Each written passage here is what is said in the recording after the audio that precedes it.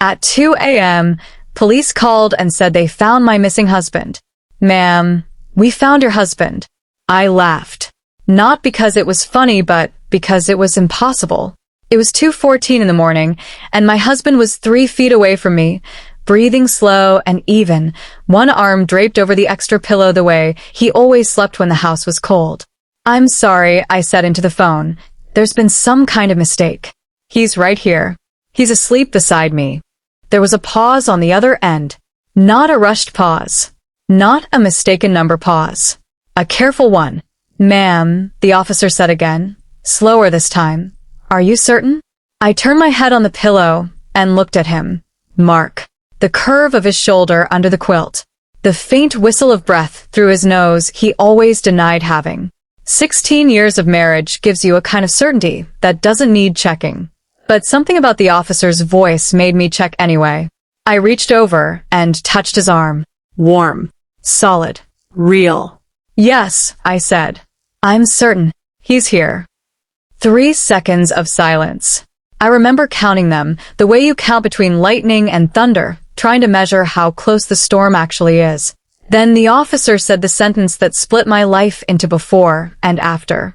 Ma'am, he's got your husband's exact face. I sat up so fast the room tilted. My name is Rachel Doyle. I'm 41 years old, and until that moment, I would have told you my life had a kind of quiet, unremarkable order to it. Mortgage paid on the 15th. Grocery list on the fridge held up by a magnet from a wedding we went to in 2019. A husband who snored, who forgot to replace the paper towel roll, who was, in every ordinary way, exactly who he said he was. Where? I said. My voice didn't sound like mine. Where did you find him? The officer gave me an address. A stretch of Route 9 outside of Millbrook, maybe 40 minutes from our house. A single vehicle accident, he said. The man had no ID on him. No wallet, no phone. But a woman at the scene, a nurse who'd stopped to help before the ambulance arrived, had recognized him. She said his name was Mark Doyle. She said she used to work with him at the hospital, years back. She'd given the dispatcher our home number from an old contact list she still had saved somewhere. That's not possible, I said again, quieter now, because saying it loudly hadn't made it true the first time. I'm looking at him right now. I understand this is confusing, ma'am. We'd like you to come to Millbrook General, if you're able, just to help us sort out the identification. I hung up. I sat there in the dark with the phone still warm in my hand, and I looked at my husband sleeping beside me like nothing in the world was wrong, and for the first time in 16 years of marriage, I felt something I had never let myself feel about him. Doubt. Not the small kind. Not did he remember to call the plumber doubt. The kind that opens a trapdoor under everything you thought was solid ground. I didn't wake him right away. I want to be honest about that because later, when everything came apart, people asked me why. Why didn't you shake him awake and say, someone matching your description was just pulled out of a car wreck 40 minutes from here? Explain that to me. And the truth is, I was afraid. Not of him. Not yet. I was afraid of the version of the next 5 minutes where I asked the question and the answer was worse than the question. So instead, I did what I do when the ground under me feels unsteady. I got quiet. I got careful. I got up without a sound, the way I used to when our daughter was a baby, and any creak of the floorboards could undo an hour of rocking her to sleep. I walked into the hallway, pulled the door shut behind me until it was only open a crack, and I stood there in the dark hallway of my own house like a stranger casing it.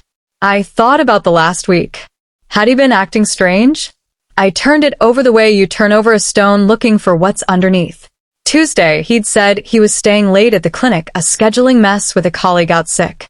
Wednesday, he'd come home smelling like gas station coffee, which he never drinks. He says it tastes like a chemical spill. I hadn't thought anything of either at the time. Marriages are full of small, unremarkable Tuesdays. You don't interrogate every one of them. You'd go insane if you did. But now every unremarkable Tuesday felt like evidence I hadn't known I was supposed to be collecting. I went to the kitchen. I didn't turn on the light. I stood at the counter in the dark and I called my sister, because at 2:20 in the morning, when your entire understanding of your own life is just cracked down the middle, you don't call a friend. You call the one person who has known you longer than the marriage has. She picked up on the second ring, groggy. Rachel? What's wrong? I don't know how to say this, so it makes sense, I said. But the police just called and told me they found Mark. And he's asleep in our bed. Silence. Then, carefully, the way you talk to someone standing too close to a ledge.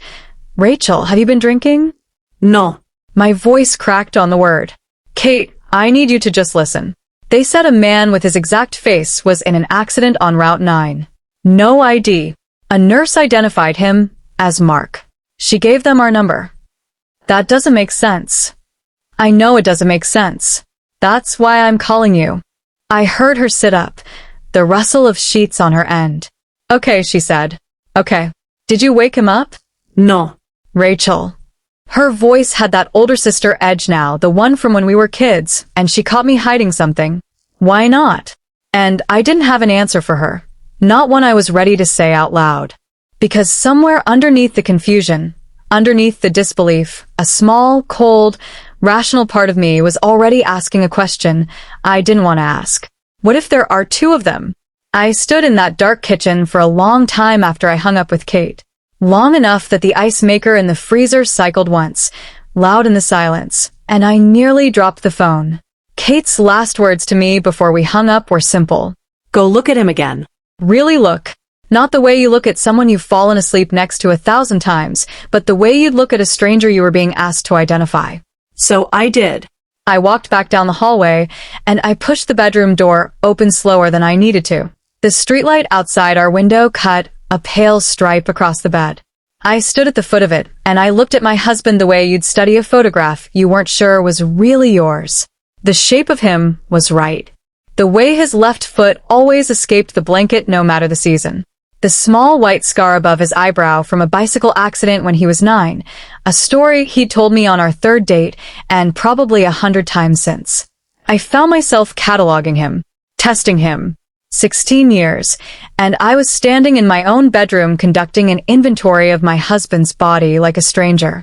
That was when I noticed his phone. It sat on the nightstand, face down, the way he always left it. Except the screen was still faintly warm when I picked it up, the way a phone is when it's been used recently, not sitting untouched for 6 hours asleep. I don't know what made me check.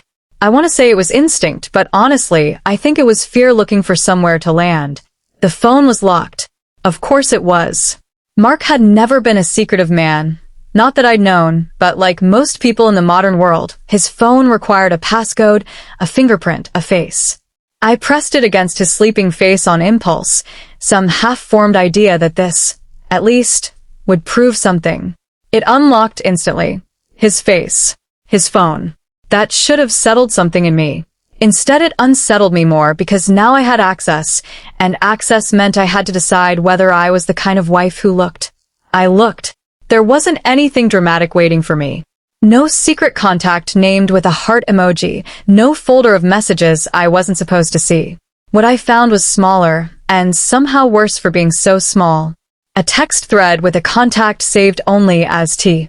3 messages, sent the night before, at 11:40 p.m., while I'd been asleep beside him believing the day was simply over. Almost done. Should be finished by tomorrow night. Don't call the house. I'll explain everything soon. Just trust me a little longer. I read them 4 times. Finished by tomorrow night. Finished what? Don't call the house, as if our home were a place to be managed, kept at arm's length from whatever this was. Trust me a little longer. The kind of sentence that only makes sense if trust has already been spent down to nothing and someone's asking for a loan against what's left. I set the phone back exactly where I'd found it, screen down at the same angle. My hands were shaking so badly, it took 2 tries. I didn't wake him. I dressed in the dark, jeans and a sweater draped over the chair, and I left a note on the kitchen counter that said only, couldn't sleep, went for a drive, which was the first lie I'd told my husband in 16 years of marriage, and I told it to a piece of paper because I couldn't make myself say it to his sleeping face. The drive to Millbrook General took 38 minutes. I know because I watched the clock the entire way, because counting minutes was easier than counting the questions stacking up behind my eyes. Route 9 was empty at that hour, just my headlights and the white lines peeling toward me out of the dark, and somewhere along that road, I thought, was the wreckage of a car carrying a man who apparently wore my husband's face. The hospital lobby at 3 in the morning has a particular kind of stillness. Fluorescent lights that hum instead of glow. A security guard reading something on his phone, who barely looked up. I gave my name at the desk and said I was there about a man brought in from the Route 9 accident, and the woman behind the counter's expression changed in a way I didn't like, a flicker of recognition, like I was a call they'd been expecting. A nurse came out to meet me before I'd even finished signing in. 50s, kind-eyed, the kind of tired that comes from decades of shifts rather than one bad night. She introduced herself as Diane. "You're Rachel Doyle," she said. Not a question. Yes. I'm the one who called it in. She hesitated, glancing over her shoulder toward the double doors behind her. "I want to prepare you before you go back there. I worked alongside Mark for almost 6 years, back when he was still doing his residency rotations through the ER here. I'd know his face anywhere. I want you to understand I wasn't guessing when I gave them your number." "He's home," I said, and even as I said it, the sentence felt thinner than it had 3 hours ago. "He's asleep in our bed right now." Diane's expression didn't change the way I expected. She didn't look confused, or apologetic, or ready to admit a mistake. She looked, if anything, like a woman confirming something she'd already suspected. "That's what I was afraid you'd say," she said quietly. "What does that mean?" She didn't answer right away. Instead, she reached into the pocket of her scrubs and pulled out a folded photograph, the kind printed off a hospital intake camera, grainy and lit too bright. She held it out to me, and I took it because some part of me had already decided I needed to see it more than I needed to protect myself from it. The man in the photograph had Mark's jaw. Mark's hairline, receding at the same uneven angle. The same small white scar above the left eyebrow. But his eyes were wrong. Not injured wrong. Not swollen wrong. A different color entirely. "We ran his information through the system while we waited for you," Diane said, her voice careful now, the voice of someone delivering something she knew would not land softly. "Rachel, I need you to come with me. There's something in his file you're going to want to see before you go in that room." Diane led me through the double doors and down a corridor that smelled like antiseptic and burnt coffee, past curtained bays where machines beeped in patterns I didn't understand. She didn't take me to the man's room. Not yet. Instead, she brought me into a small office off the side of the ER, closed the door, and sat me down across from a computer screen like she was about to deliver news no hallway should have to hold. "His fingerprints came back in the system," she said. "That's not unusual after an accident. We run it for identification purposes when someone can't tell us who they are themselves. But this came back with a flag. A flag. A name attached to a record that isn't Mark Doyle." My stomach dropped in a way I felt in my teeth. "Then it isn't him. That's it, isn't it? It isn't him. The case is closed. I can go home." Diane didn't answer right away, and that silence told me more than anything she could have said. She turned the monitor slightly toward me. There was a booking photo, older, maybe 8 or 9 years old by the look of it. Same jaw. Same hairline. A name beneath it I had never heard in my life. Daniel Reyes. "Who is that?" I said, and my voice sounded very far away, like it belonged to someone standing in a different room. "I don't know," Diane admitted. "I only know what the system tells me, and it says that man was fingerprinted in Ohio 9 years ago on a minor charge, later expunged. Since then, nothing. No address, no employment record tied to that name, nothing current at all. It's like he stopped existing under that name the same year your husband would have finished his residency." I sat very still. Somewhere down the hall, a monitor alarm chirped and was silenced. I thought about the texts on Mark's phone. "Finished by tomorrow night. Don't call the house. Trust me a little longer." I thought about Tuesday's late clinic night, Wednesday's gas station coffee, all those small, unremarkable days I'd never thought to question. "I want to see him," I said. Diane studied me for a moment, the way you study someone you're not sure is ready for what's coming, then nodded and led me back out into the corridor. The room was at the far end, a private bay, with the curtain drawn most of the way. A police officer stood outside it, young, arms crossed, and he straightened when he saw us coming.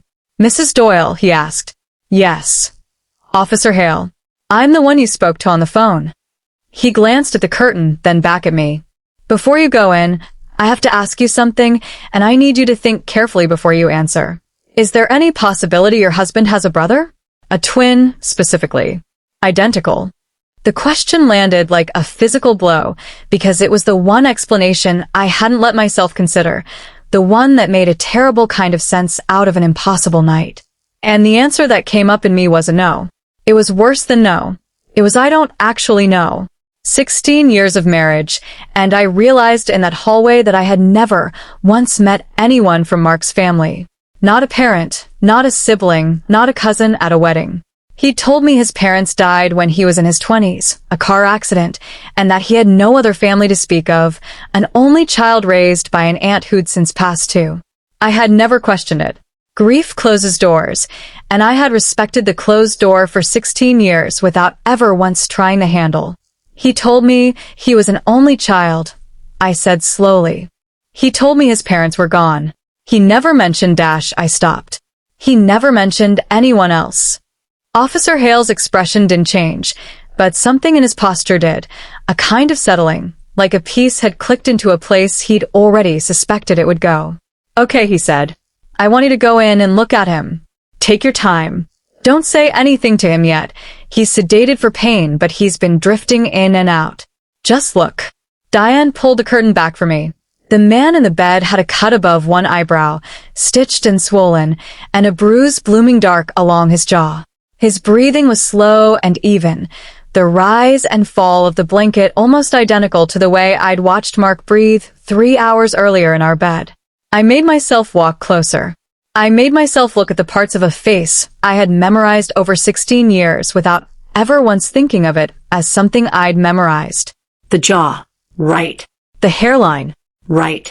The small white scar above the eyebrow, currently half hidden by a fresh line of stitches from tonight's wound. Right.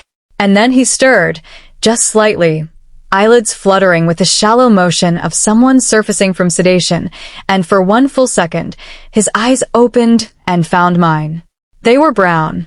Mark's eyes were gray. I had looked into them across 1,000 ordinary breakfasts, in hospital waiting rooms during my own worst nights, at our wedding when he'd said his vows in a voice that shook.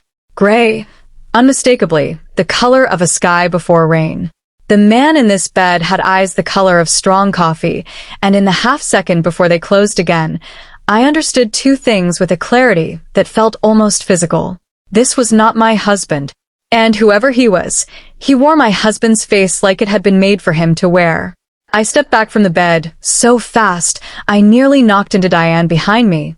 My phone was already in my hand before I decided to reach for it, my thumb finding Mark's contact, the one I'd called 1,000 times without thinking, and I pressed it to my ear and listened to it ring once, twice, 3 times, standing in a hospital hallway at nearly 4 a.m. while a stranger, wearing my husband's face, slept 20 feet away. On the 4th ring, someone picked up. I heard breathing. Then quiet, careful, a voice that was and wasn't his. Rachel. You weren't supposed to see him yet. The hallway seemed to tilt around me.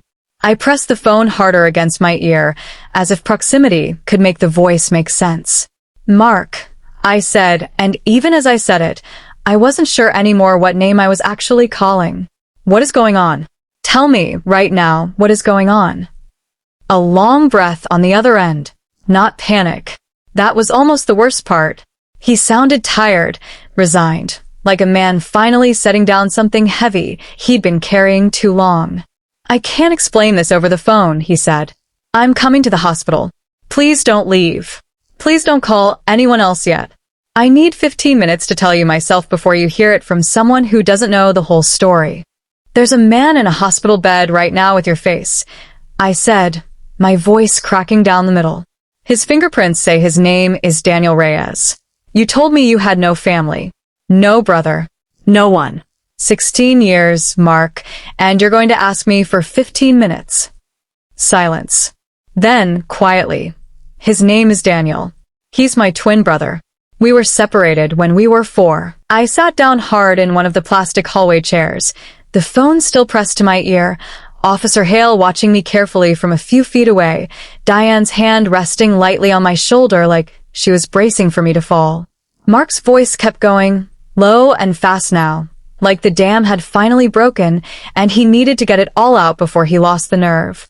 He told me our parents hadn't died in an accident. They'd separated when he and Daniel were toddlers, and in the chaos of a bitter custody dispute, the boys had been split between two families, an old, informal arrangement that never should have held up legally and somehow had, buried under enough time and distance that neither boy grew up fully understanding what had happened to the other. Mark had been raised believing his brother had died young. Daniel, it turned out, had been told something similarly false, that his twin hadn't survived infancy. They'd found each other 8 months ago. A DNA testing kit, of all things, something Mark had done on a whim after a routine physical raised a question about family medical history he couldn't answer. The match had come back so improbable the company flagged it for review before releasing the results. "I didn't know how to tell you," Mark said. "I didn't know how to tell you that everything I'd told you about my family, about losing them, all of it was built on a lie I didn't even know I was telling. I was ashamed. I kept thinking I'd find the right moment, and then Daniel needed help. Real help. He'd gotten mixed up with some bad debts, people looking for him, and I started helping him quietly instead of telling you any of it. That's where I was those nights. That's what I meant by finished by tomorrow night. We were meeting with a lawyer to sort out his situation, get it handled clean and legal so it would finally be over. And tonight, he was driving to my place. We were going to tell you together, finally, this weekend. I don't know what happened on the road. I got the call 20 minutes after you did. I've been driving like a maniac trying to get there before you found out this way." His voice broke just slightly. I'm sorry, Rachel. "I'm so sorry. I should have told you the day I found out." I sat in that plastic chair and let the truth settle over me the way you let cold water close over your head, slow and complete.